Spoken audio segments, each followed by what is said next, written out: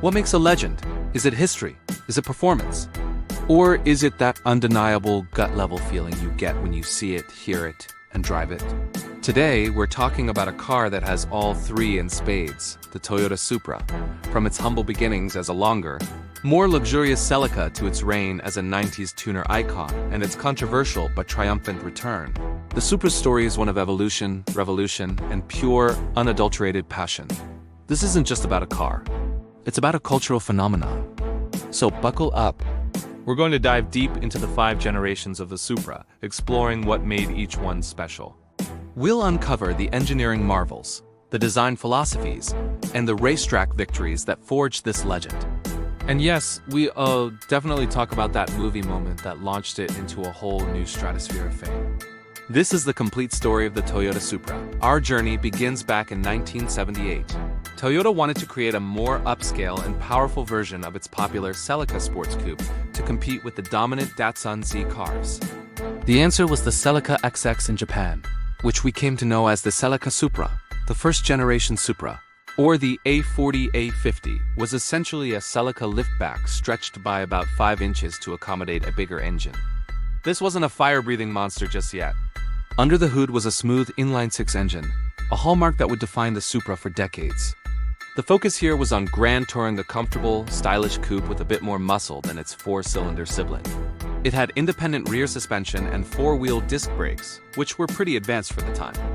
Inside, you got a taste of luxury with features like optional leather seats and an AM/FM stereo. It was a solid start, a signal of Toyota's ambition to play in the big leagues of performance cars.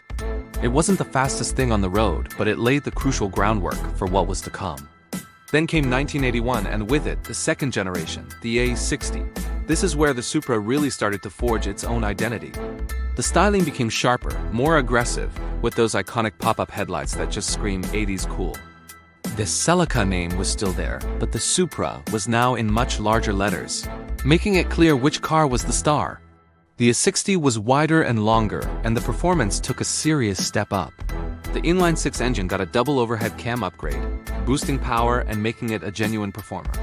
Toyota offered 2 versions, the L-Type for luxury and the P-Type for performance. The P-Type was the one enthusiasts coveted, with its wider fender flares, 8-inch wide alloy wheels, and a limited slip differential. This was the car that started to win over the critics. It handled beautifully, had a fantastic engine note, and looked like it came straight out of a sci-fi movie. It won awards, it won comparison tests, and most importantly, it won the hearts of drivers who wanted a Japanese sports car with both style and substance. The A60 proved the Supra was more than just a trim level, it was a serious contender. The year is 1986 and a major shift happens. The Supra finally breaks away from the Celica line completely. The Celica moved to a front-wheel drive platform, but Toyota knew that for a true sports car, rear-wheel drive was the only way to go.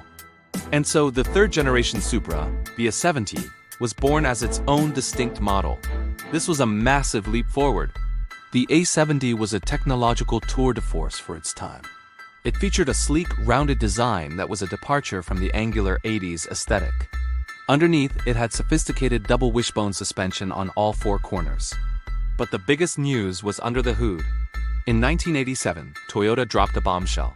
The Super Turbo, the legendary 7M GTE engine, a 3.0-liter inline-6 with a turbocharger, unleashed 232 horsepower. This was a game-changer. Suddenly, the Supra was a legitimate threat to Porsches and Corvettes. It was fast, it was refined, and it was packed with tech like the Toyota electronically modulated suspension. The A70 was a true flagship, a showcase of everything Toyota could do. It was also the generation that introduced the iconic Targa top, letting drivers enjoy open-air motoring with the structural rigidity of a coupe. The A70 cemented the Supra's reputation as a high-performance, high-tech machine, setting the stage for the icon that was to follow. And then came the A80, the 4th-generation Supra. When it debuted in 1993, the world of performance cars was changed forever. This is the car that lives in posters on bedroom walls, the car that defined a generation of enthusiasts. The design was breathtaking. It was pure, organic, and incredibly bold. Gone were the sharp lines and pop-up headlights, replaced by a smooth, flowing body that looked like it was moving even when it was standing still. That massive, hooped rear wing wasn't just for show. It was functional. Everything about the A80 screamed purpose and performance. And the performance was legendary. The heart of the beast was the 2JZ engine. The naturally aspirated version was great, but the twin-turbo 2JZ GTE was an absolute masterpiece. It produced 320 horsepower from the factory, launching the car from 0 to 60 in under 5 seconds. But that was just the beginning. The 2JZ became a tuner's dream. Its cast iron block was so over-engineered, so incredibly strong, that tuners quickly discovered it could handle insane amounts of power with relative ease. 700, 800, even over 1,000 horsepower became achievable, turning the Supra into a straight-line missile that could embarrass supercars costing 5 times as much. Combine that engine with a Getrag 6-speed manual transmission, a near-perfect weight distribution, and massive brakes, and you had one of the greatest sports cars ever made. It dominated on the racetrack and on the street. And of course, we can't talk about the A80 without mentioning the Fast and the Furious. That bright orange targa-top Supra became a movie star, cementing its place in pop culture history and introducing it to a whole new audience. It became more than a car. It became a symbol of the tuner scene, of friendship, and of legendary performance. But as the 90s ended, the market for high-end Japanese sports cars began to shrink. Sales dwindled, and in 2002, Toyota made the heartbreaking decision to cease production. For 17 long years, the world waited.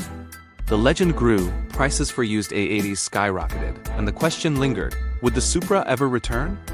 Then, in 2019, the wait was over. The 5th-generation Supra, the A90, made its explosive debut. And oh, was it controversial? Co-developed with BMW, sharing its platform and powertrain with the Z4, many purists cried foul. Was this a true Supra? But look closer. The core ingredients are all there. A powerful inline-6 engine up front? Check. Rear-wheel drive? Check. A stunning, driver-focused, 2-seater design? Double check. The A90 or GR Supra is a modern performance machine. The BMW-sourced 3.0-liter turbocharged inline-6 is a powerhouse, delivering instant torque and a glorious soundtrack. The chassis is incredibly rigid, the handling is razor-sharp, and it is seriously fast. It's a precision instrument built for carving up a racetrack or a winding back road. Toyota's Gazoo Racing division has poured their motorsport expertise into this car, continuously refining it. They listened to the fans and even brought back a manual transmission option, connecting the driver to the machine in a way that many modern sports cars have forgotten. While the A80 was a grand tourer that could be turned into a monster, the A90 is a focused, agile sports car from the get-go. It's a different philosophy for a different era, but the spirit remains the same, to deliver an exhilarating driving experience. It's a worthy successor that honors the past while rocketing into the future. From the Celica Supra to the GR Supra, the journey has been incredible. Each generation pushed the boundaries of what a Toyota could be. It's a story of evolution, from a stylish cruiser to a technological powerhouse, a tuner icon, and now a modern-day precision sports car. The Supra has always been more than just its specs. It's about the feeling it gives you, the community it builds, and the legacy it carries. It proves that a car can be a work of art, a feat of engineering, and a cultural touchstone all at once. Whether you're a fan of the classic 80s style, the 90s tuner legend, or the cutting-edge performance of the new model, one thing is clear. The Supra is, and always will be, a legend. Thanks for joining me on this drive through history. What's your favorite generation of the Supra? Let me know in the comments below. And if you enjoyed this video, don't forget to hit that like button, subscribe, and turn on notifications so you don't miss our next deep dive. See you in the next one.